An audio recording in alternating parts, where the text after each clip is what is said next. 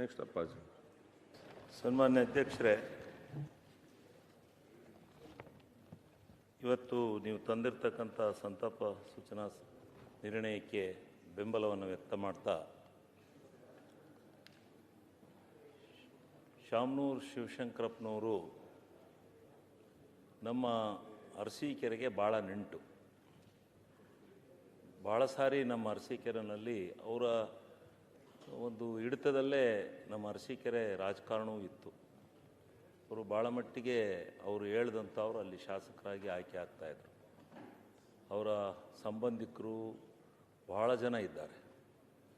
ಅವರನ್ನ ಶಿವಶಂಕರಪ್ಪನವರು ಅಂತಂದರೆ ಯಾರೂ ಪತ್ತೆ ಎತ್ತಿರಲಿಲ್ಲ. ಶಂಕರಣ್ಣ ಅಂತ ಕರೆಯೋರು.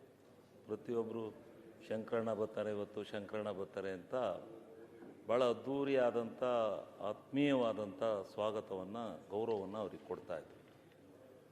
ಆದ್ದರಿಂದ ಅವರನ್ನು ನಾನು ಭಾಳ ವರ್ಷಗಳಿಂದ ನೋಡಿದ್ದೇನೆ. ಅವರು ಭಾಳ ಉತ್ತಮವಾಗಿ ಎಲ್ಲರಿಗೆ, ಬಡವರಿಗೆ, ಪ್ರತಿಯೊಬ್ಬರಿಗೆ ಸಹಾಯ ಮಾಡಿರ್ತಕ್ಕಂಥ ಅನೇಕ ನಿದರ್ಶನಗಳನ್ನು ನಾನು ನೋಡಿದ್ದೇನೆ.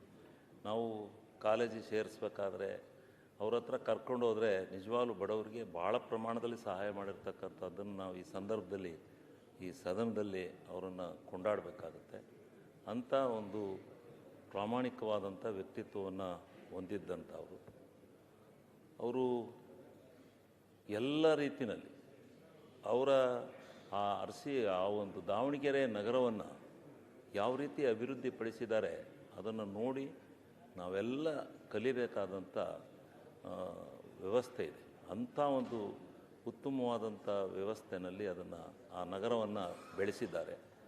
ನಿಜವಾಗಲೂ ಅವರ ಬಾಪೂಜಿ ವಿದ್ಯಾಸಂಸ್ಥೆ ಮತ್ತು ನಮ್ಮ ಸಿರಿಗೆರೆ ಗುರುಗಳ ಹತ್ರ ನಡೀತಕ್ಕಂಥ ಎಲ್ಲ ವಿದ್ಯಾಸಂಸ್ಥೆಗಳು ಎಲ್ಲವೂ ವಿದ್ಯಾಕ್ಷೇತ್ರಕ್ಕೆ ಅವ್ರದ್ದೇ ಆದಂಥ ಒಂದು ಮಹತ್ವವನ್ನು ಕೊಟ್ಟು ಉತ್ತಮವಾದಂಥ ರೀತಿಯಲ್ಲಿ ಅವರು ನಿಜವಾಗ್ಲೂ ನಡೆಸ್ಕೊಂಡೋಗಿದ್ದಾರೆ. ಅವರಿಗೆ, ಅವರ ಕುಟುಂಬಕ್ಕೆ ಎಲ್ಲರಿಗೂ ಚಿರಶಾಂತಿಯನ್ನು ಕೊಡಲಿ. ಅವರ ಕುಟುಂಬದವರಿಗೆಲ್ಲ ನಿಜವಾಗ್ಲೂ ಅವರು ಏನು ದುಃಖ ಪ್ರಾಪ್ತರಾಗಿದ್ದಾರೆ ಅವರಿಗೆ ಆ ಭಗವಂತ ಒಳ್ಳೆಯದನ್ನು ಮಾಡಲಿ ಅಂತೇಳಿ ಈ ಸಂದರ್ಭದಲ್ಲಿ ನಾನು ಪ್ರಾರ್ಥನೆಯನ್ನು ಮಾಡಿಕೊಳ್ತಾ ಈ ಸಂತಾಪ ಸೂಚನಾ ಸಭೆಯಲ್ಲಿ ಮಾತನಾಡಲಿಕ್ಕೆ ಅವಕಾಶ ಮಾಡಿಕೊಟ್ಟಿದ್ದಕ್ಕೆ ತಮಗೆ ಧನ್ಯವಾದಗಳನ್ನು ಅರ್ಪಿಸ್ತೇನೆ. ಅಪ್ಪಾಜಿ ನಾಡಗೌಡ್ರು.